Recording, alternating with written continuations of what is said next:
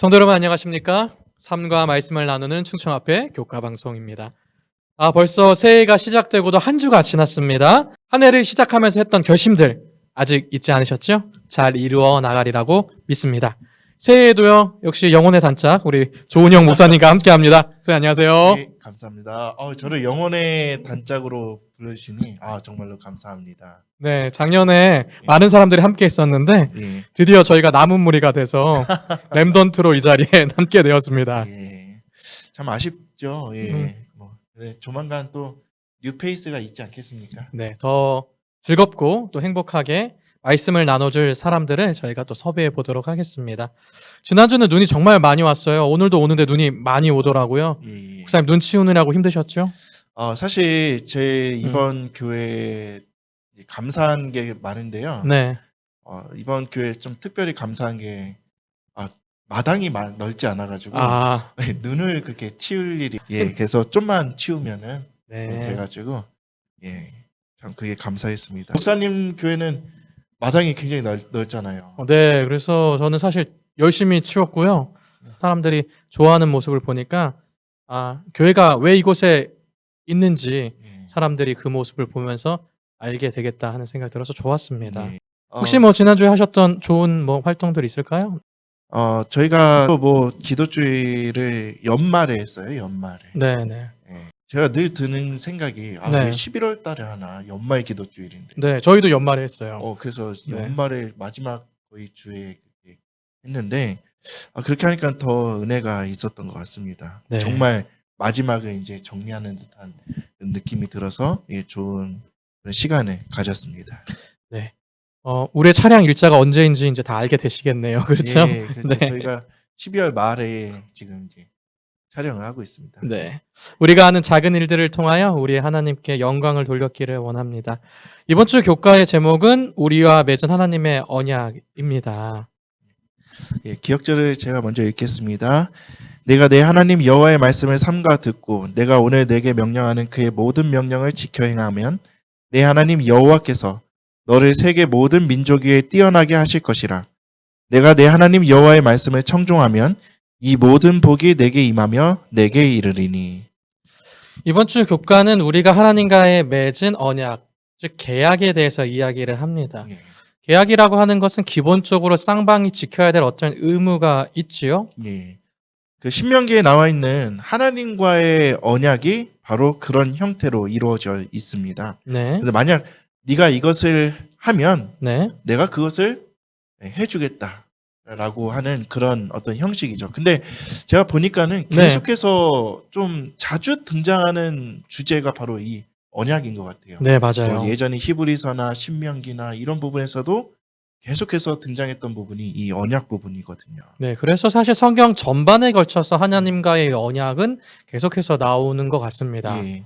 그만큼 이 언약이라는 것이 굉장히 이 성경상의 그런 어떤 개념 중에서 굉장히 중요한 개념이지 않나 생각을 해보게 됩니다. 네, 맞아요. 근데 성경에 나와 있는 이 언약의 이런 형태를 보게 되면 사실 약속이잖아요. 계약이긴 하지만 제가 이제 아들과 했던 약속이 떠오르게 되더라고요. 저희 아들과 코스트코를 갔는데 연말이 되니까 장난감들이 이렇게 되게 많더라고요. 근데 아들이 거기를 막 지나가다가 아빠 나 이거 사줘 막 이렇게 하더라고요. 보니까 막 작은 자동차가 한 15대 이게 들어있고 그다음에 그 자동차 차고지가 있는 그런 장난감이었는데 그냥 사줄 수도 있지만 제가 아이의 교육을 위해서 연말까지 말을 잘 들으면 이제 사주겠다 그렇게 얘기를 했죠. 그랬더니 아이가 정말 말을 잘 들었을까요? 잘 들었었지 않을까요? 그 예전에 비해서는 좀 네, 잘 듣더라고요. 그래서 막 이렇게 땡깡을 부르려고 하다가도 말 잘 들으면 아빠가 그 선물을 준다고 했지? 라고 하니까 말을 잘 듣더라고요. 그래서 제가 이제 그 선물을 이제 줬죠. 어쩌면 이것도 하나의 이제 계약, 언약이라고 할 수 있겠다는 생각이 들었습니다. 목사님 자녀들도 이런 약속을 하나요? 이미 커서 안 할까요? 그렇기도 하지만은 때로는 내가 너무 이 물질적인 거 가지고 네. 아이를 이렇게 컨트롤하려고 하지 않나라는 생각을 합니다. 물론 저도 그런 약속을 하죠. 잘 하면은 되겠다. 저는 그래서 얼마 전에 그 당근에서 노트북을 하나 네네. 줬던 그런 일이 있습니다. 그래서 이게 부모의 마음인 것 같아요. 사실 저도 이 얘기를 보면서 네. 저희가 자꾸 언약 관계에서 이렇게 네. 하고 또 그것을 이제 우리 일상생활에서 자녀들과 이렇게 하지만은 네. 결국에는 지는 편, 그렇죠. 지는 거는 부모더라고요. 맞아요. 그래서 보니까는 결국 언약 관계에서도 음. 갑이 하나님이 아니라 예, 마치 인간인 것 같다. 예, 인간인 것 같은 그런 생각이 들더라고요. 왜냐 하나님이 인간을 사랑하시니까 예, 맞습니다. 너무도 주고 싶어서 계속 예. 하는 모습을 보게 되는 예. 것 같아요. 그래서 부모와 자녀 간의 약속을 보면 하나님과 그분의 자녀인 우리의 모습들을 좀 보게 되는 것 같습니다. 예, 예, 비슷한 맞습니다. 면들이 있는 것 같습니다. 이번 주 교과 내용을 통해서 하나님과 그분의 자녀들, 즉 우리 간의 중요한 약속, 언약에 대해서 나누도록 하겠습니다.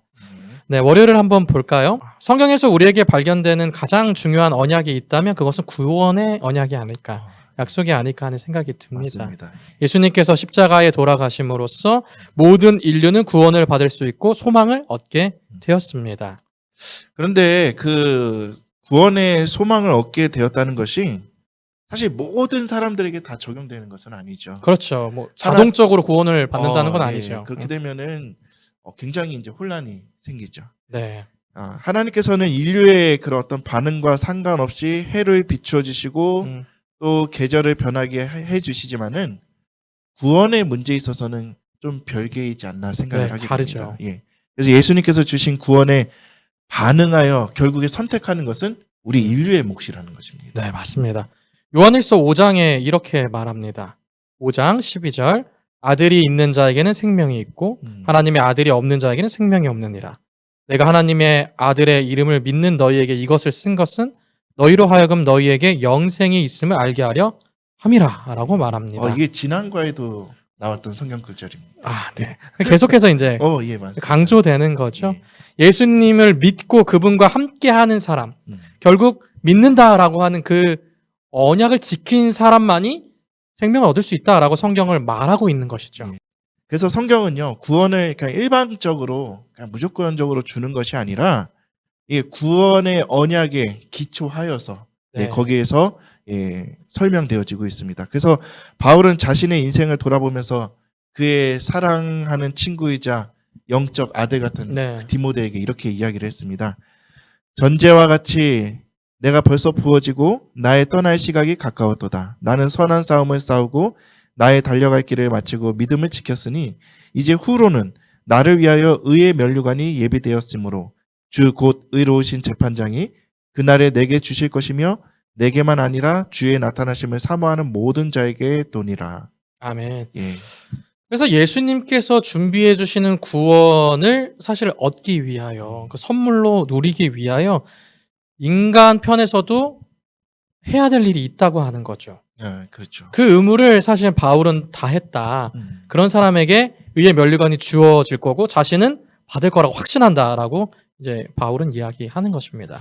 참 이 바울의 모습을 보면요, 우리도 이 인생의 마지막에 이런 바울과 같은 고백을 할 수 있고 또 이런 구원의 확신이 있을 수 있을까 그런 생각을 좀 해보게 되었습니다. 맞습니다. 사실 이제 바울이 해야 될 그 일이 뭔가 그것을 우리가 그러면 생각하게 되는데 예. 결국에는 믿음이죠, 믿음. 예, 맞습니다. 그러니까 믿는 사람에게는 구원이 있고 내가 믿지 않으면 그 언약에 의해서 구원을 얻게 되지 못하게 되는 거죠. 그래서 바울도 내가 선한 싸움을 싸웠고 또 달려갈 길을 마쳤고 믿음을 지켰다라고 분명히 이야기합니다.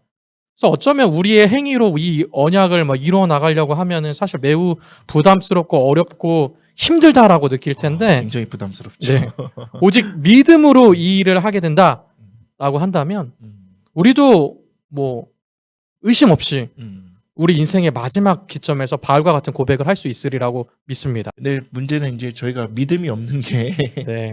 전 그게 문제인 것 같습니다. 그래서 우리 이렇게 해야 되지 않을까요? 그 귀신 들린 아이를 갖고 있는 아버지처럼 내가 믿나이다. 나의 믿음 없음을 도와달라고 부르짖어야 되지 않을까요? 예. 네.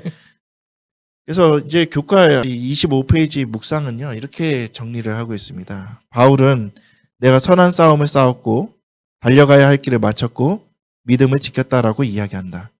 바울은 구원이 율법의 행위가 아니라 오직 믿음을 통해 이르러 온다는 것을 분명히 알고 있었다. 그러므로 그는 여기서 하나님의 은총을 얻기 위해 자신의 행위나 업적을 내세우고 있는 것이 아니다. 그를 기다리고 있는 의의 면류관은 바울이 믿음으로 주장했으며 그의 생이 다할 때까지 높였던 예수님의 의이다. 아멘. 아멘. 화요일 소재에 가면은 신명기에 나타난 언약에 대해서 설명합니다. 신명기는 40년간의 어쩌면 광야 생활, 방황의 시기를 마치고 다시 이스라엘 접경 지역에 왔을 때 모세가 마지막으로 이스라엘에게 이야기하는 설교, 즉 유언과 같은 말씀들로 기록되어 있습니다. 모세는 이스라엘이 약속의 땅에 들어가지 못하고 여호수아가 이제 그 뒤를 이어 이스라엘 백성들이 이끌었기 때문에 여리고 동편 모압 평지에서 주어진 신명기의 말씀이 정말로 모세에게 있어서는 유언이었고요. 그렇죠. 그렇기 때문에 마지막으로 이스라엘 백성들이 꼭 기억해야 할 말을 남겼어야만 했습니다. 맞습니다. 이 부분은 저희가 작년에 이 신명기 네. 배우면서 배웠죠. 네, 그렇습니다. 예, 시내의 산부터 이제 가데스 바냐까지 여정을 기억하면서 모세는 하나님께서 주신 명령들을 다시 기억합니다. 그리고 가나안 땅에 들어가기 바로 직전에 네. 이제 유언과 같이 말한 것이 바로 이 신명기 그렇죠. 말씀이죠. 예. 보통 유언은 그 자녀들이 정말로 이거는 꼭 기억해라 하는 말씀을 이제 하게 되잖아요. 그렇죠.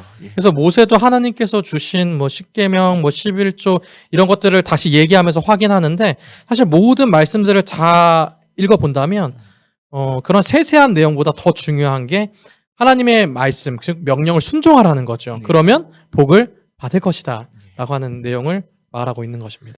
신명기 28장 1절과 2절 말씀입니다.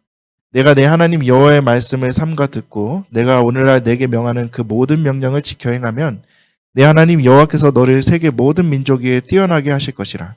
내가 내 하나님 여호와의 말씀을 순종하면 이 모든 복이 내게 임하며 내게 미치리라. 그래서 이곳에는 분명한 언약이 담겨져 있어요. 네.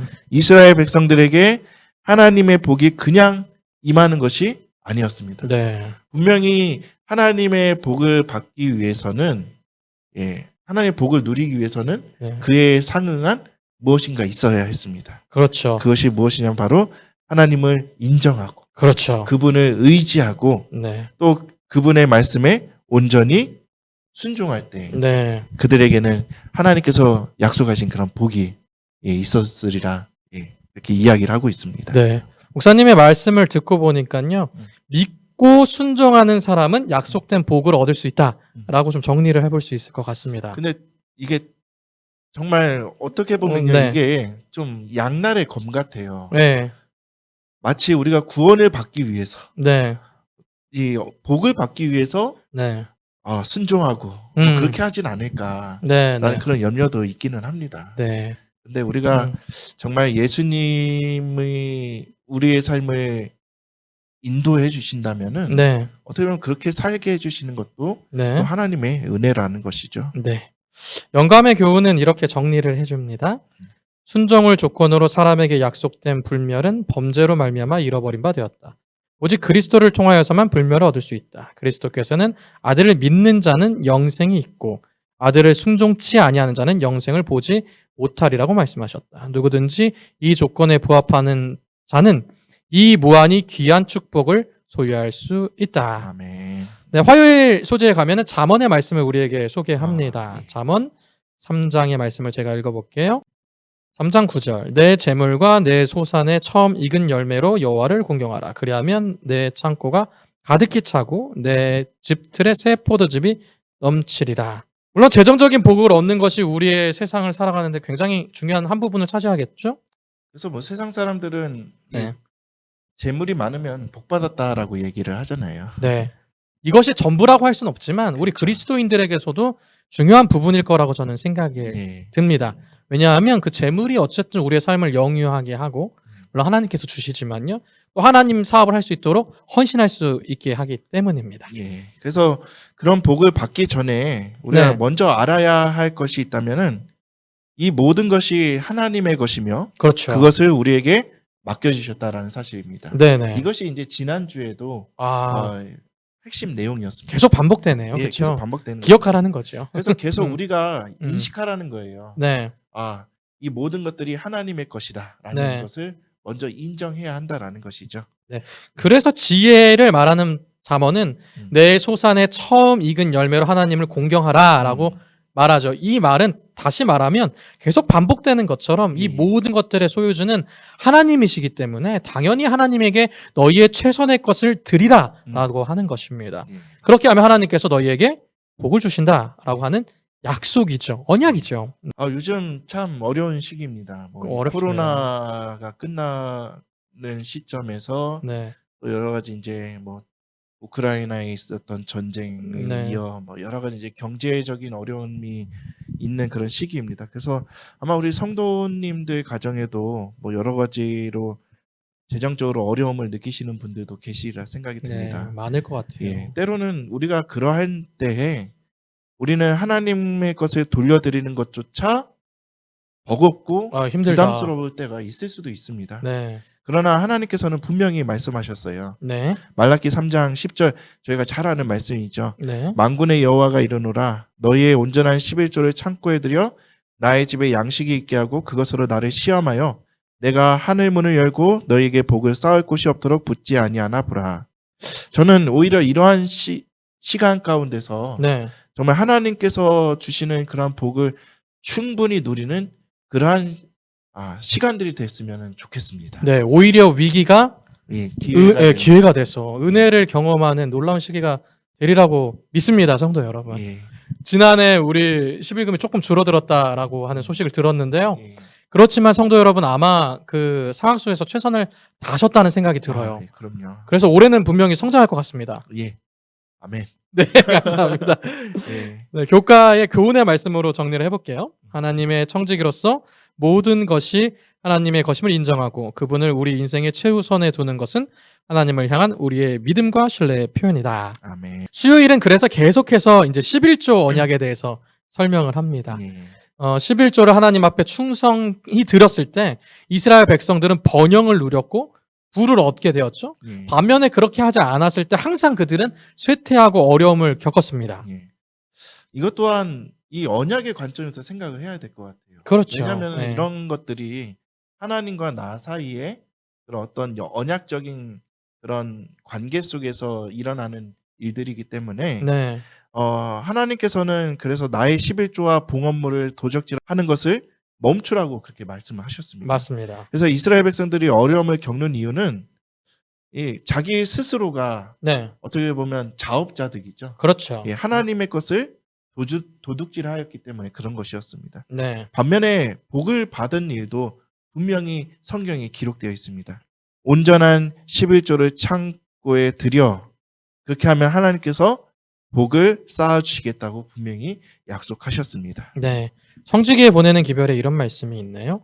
그대들을 위하여 독생자를 주신 분께서 그대와 언약을 맺으셨다. 주님께서는 그대에게 축복을 주시고 그에 대한 합당한 반응으로 11조와 헌물을 가져오라고 하신다. 아무도 이 문제에 관하여 듣지 못했다고 말하지 못하게 하라. 11조와 헌물에 관한 하나님의 계획은 말라기 3장에 분명히 기록되어 있다. 하나님께서는 인간 대리자들에게 그들과 맺은 언약에 충실하라고 요청하신다. 예, 아멘. 11조는 모든 것이 하나님께로부터 왔다. 하나님의 것이다 라고 하는 것을 인정하는 것이죠. 내 것에서 떼어서 하나님께 바치는 게 아닙니다. 예, 근데 때로는 굉장히 안타까운 일들을 발견하게 돼요.